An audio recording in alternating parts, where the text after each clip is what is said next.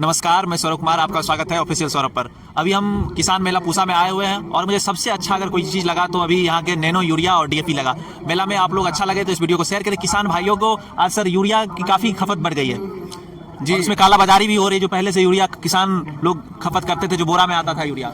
देखिए, आपको बता दें कि रासायनिक जो खाद होता है उसकी सबसे बड़ा ड्रॉबैक यही होता है कि हर साल वो अपना डोज बढ़ा लेता है। किसान चाहता है कि हम अधिक से अधिक खाद डालेंगे तो हमें उपज ज़्यादा होगी, और बिल्कुल किसान का यही मानना है कि हम ज़्यादा से ज़्यादा खाद डालेंगे तो उससे उपज हमारा ज़्यादा होगा, लेकिन ऐसा नहीं होता है। मिट्टी की गुणवत्ता और कमजोर हो जाती है क्या? बिल्कुल, अगर कोई भी रासायनिक खाद, मान लीजिए 100 किलो हम यूरिया खेत में इस्तेमाल किए तो पौधा जो है 20 से 22 किलो ही इस्तेमाल करता है, और बाकी सारा खाद या तो लीचिंग के थ्रू अंडरग्राउंड वाटर में मिल जाता है या तो फिर वोलेटाइज होके वायुमंडल में चला जाता है, और दोनों तरीके से हमारे वातावरण को प्रदूषित करता है। और सबसे बड़ी बात कि ये सॉइल का जो है एसिडिटी बढ़ा देता है, जिससे क्या होता है उसमें जितने फायदेमंद बैक्टीरिया है या फिर उसको मार देता है, वो केचुआ है, वो दोनों चीज़ को मार देता है, और वही ज़मीन को बंजर कहा जाता है। जब ये दोनों चीज़ उससे खत्म हो जाए तो ज़मीन बंजर हो जाती है, और ज़मीन जब बंजर हो जाती है तो उसका सुधार करना इतना आसान नहीं है। 1 सेंटीमीटर ज़मीन मिट्टी की परत बनने में लगभग 1000 साल लगता है, और किसान इस तरह के अगर प्रैक्टिस लगातार करते रहेंगे बिना मिट्टी जांच के वो खाद यूरिया पहले वाला डालते रहेंगे, जो क्या नाम था सर उस यूरिया का, जो बोरा में डालते हैं लोग किसान, उसको यूरिया ही कहा जाता है, या डीएपी हो गया, या डीएपी पोटास, बोरा में जो 50 kg का बैग आता है, बिल्कुल उस चीज को आप लोग यूज ना करें। और आपका जो नैनो यूरिया आया है, ये कैसा है? ये भी रासायनिक है कि जैविक है? किस तरह का है ये जो यूरिया अभी आप लोग लाए हुए हैं बाजार में, हाल फिलहाल में पूरे भारत में चल रहा है? ये जो तरल यूरिया है, ये भारत सरकार द्वारा इसको प्रचार प्रसार भी करवाया जा रहा है। ये एफसीओ में पहले देश के सारे रिसर्च इंस्टीट्यूट पे इसका रिसर्च हुआ, लगभग 100 पौधे पर इसका ट्रायल किया गया, फिर जो उपज में इसकी बढ़ोतरी देखी गई तो भारत सरकार द्वारा इसको एफसीओ में डाला गया। अभी माननीय वित्त मंत्री जी हमारे इस बजट में इसके बारे में नैनो डीएपी के प्रचार प्रसार के लिए बोल रही थी कि इसको व्यापक रूप से इस्तेमाल किया जाए। जैसे कि यूरिया है, जरा एक सवाल आपने पूछा कि ये जैविक है कि रासायनिक है। देखिए, ये जैविक तो नहीं कहा जा सकता, ना ही रासायनिक। इसमें इतना कम मात्रा में नाइट्रोजन दिया हुआ है कि नियर अबाउट टू जैविक है, उतना ही इसमें डाला गया है जितना पौधे के ऊपर जाए और पौधा इस्तेमाल कर लिए। मिट्टी पे गिरता, इसका मिट्टी पे कोई काम नहीं है, ये पौधे के ऊपर पड़ेगा, उसकी पत्ती पे पौधा स्प्रे किया जाएगा इसको। हाँ, पत्ती से कितना रेट है सर? कितना है? 225 रुपए का है। 225 रुपए कितने खेत में? 1 एकड़ खेत के लिए पर्याप्त है।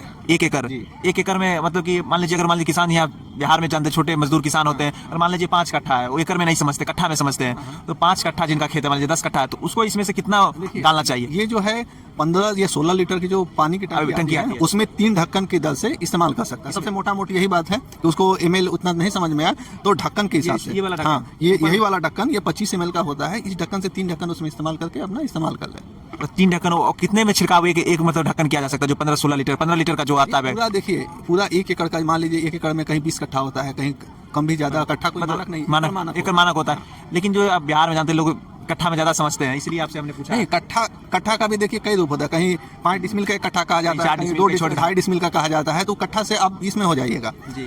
तो यानी कि एक बोतल में 15-16 लीटर में 3 अधिक दिया जा सकता है। अब वो देख ले कि उसका जो कट्ठा का मानक है, मान लीजिए 5 डिसमिल वाला है या 2.5 डिसमिल वाला है, वो 3 टंकी में उसका वो 5 कट्ठा हो जाता है, तो 5 टंकी में 3 ढक्कन के हिसाब से इस्तेमाल कर ले। 3 टंकी एक एग्जाम्पल हम बताएं, 1 की टंकी में हो जाता है तो 3 ढक्कन इस्तेमाल कर ले जी। और इसका डीएपी का रेट कितना है? और डीएपी का जो रेट है वो 600 रुपये है, लेकिन नैनो यूरिया से तरल डीएपी में ये अंतर है कि ये बीज उपचार भी होगा इसका, और पौधे के पत्ती से भी इस्तेमाल होगा, दोनों तरीके से इस्तेमाल होता है।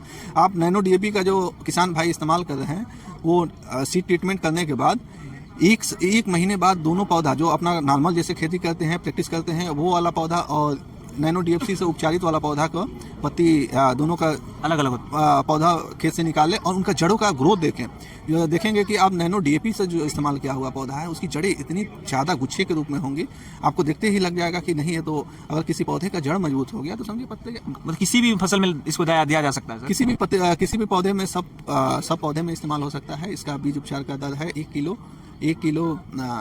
किलो बीज में 5 ml की दर से इस्तेमाल किया जा सकता है। या फिर जैसे धान की हमारी फसल हो गई, उसमें बिछड़ा इस्तेमाल किया जाता है, तो उसके टंकी में पानी ले ले 10 लीटर, मान ले, वो तो किसान को देखना 1 एकड़ का है तो 10 लीटर पानी एक टब में ले लिए, उसमें 1 लीटर में 5 ml की दर से 50 ml इसको डाल के और पौधे को उसमें उसके जड़ के डुबा के आधा 1 घंटा के लिए छोड़ दे। उसके बाद जैसे रोपाई करते हैं वैसे कर लें। धान को भी फिर उसके 1 महीने बाद 35 दिन बाद ये नैनो यूरिया, नैनो डीएपी दोनों का स्प्रे हम कर सकते हैं। ध्यान किसान भाई को ये रखना है कि तभी पौधे में इस्तेमाल करें जब पत्ती पूरी तरीके से खेत में आ जाए। कोई किसान भाई 20 दिन पे कर देंगे, अगर पत्ती पूरी तरीके से खेत में फैली नहीं रहेगी, उसको कैनोपी जो बोला जाता है, फसल को नुकसान पहुंचा सकता है। नहीं, नुकसान नहीं पहुंचाएगा।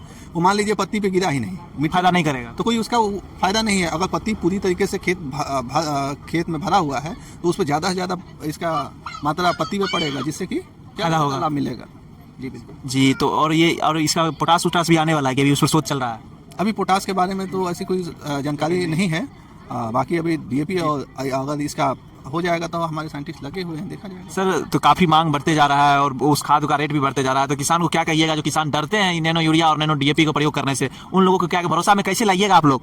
देखिए, उसके लिए सारे ब्लॉक जो भी तंत्र है हम लोग के, सारे सब किसान को, जो भी किसान हम लोग को फ़ोन कर देता है हमारे यहाँ नैनो यूरिया का इस्तेमाल करना है, उसके लिए हम लोग वहाँ आदमी भेज देते हैं, फ्री ऑफ कॉस्ट उसका ट्रायल करवाया जाता है। ये ट्रायल पूरे हर जिले में, बिहार के नहीं, हर देश के हर जिले में इस्तेमाल हो रहा है। उसका ट्रायल करवाया जा रहा है ज़्यादा से ज़्यादा जितना कर पाए।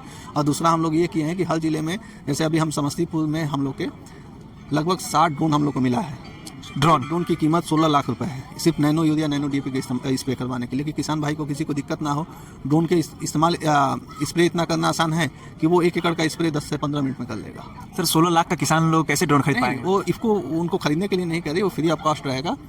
इसको हर जिले में कुछ महिला को, कुछ पुरुष को ट्रेनिंग करवा रहा है, उनको ड्रोन दे देगा। किसान भाई को जो भी एक जेन्युइन रेट प्राइस तय कर दिया जाएगा, 150 रुपया 200 रुपया एक भाड़ा के रूप में, भाड़ा के रूप में किसान भाई हमारे सोसाइटी, नज़दीकी सोसाइटी पर इन्फॉर्म कर दे। और सोसाइटी वाला या ऐप भी उसके लिए डेवलप किया गया है। कौन सा ऐप है सर?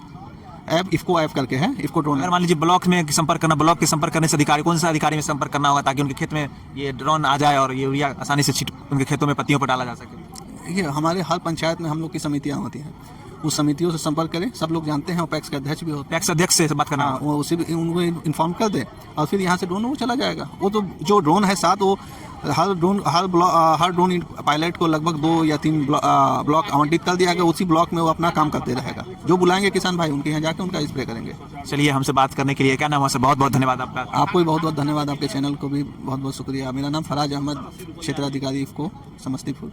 तो हम किसान भाइयों से भी गुजारिश करेंगे कि आप लोग जरूर अपने खेतों में यूरिया और DAP नैनो यूरिया का प्रयोग करें, और हम भी कोशिश करेंगे कि अपने खेतों में सर इसका उपयोग करें। जी जरूर आप करिएगा। तो आप कहाँ से हैं? हम बिथान प्रखंड से हैं। तो आप एक बार हम लोग को जरूर याद कर लीजिएगा। वहाँ राजेश जी हैं, राजेश जी जाएंगे और फ्री ऑफ कॉस्ट आपके यहाँ भी स्प्रे करवाएंगे। फिर आप किसान को बताइएगा। जी जरूर, कारण कि हम लोग की मम्मी को जैसे कहते हैं कि यूरिया जैसे कि यूज करने के लिए, पापा को कहते हैं कि नहीं ये इतना यूज खेत में नहीं अच्छा होता है, वो पहले वही खराब हो जाएगा फसल। जो भी पहले क्या किसान इस पर विश्वास नहीं करते हैं सर। एक बार और बता दें, किसान ये जो नैनो यूरिया या नैनो DAP है, ये 50% ही रिप्लेसमेंट है दानेदार फर्टिलाइजर के। 100% रिप्लेसमेंट इसको किसान नहीं मानेंगे।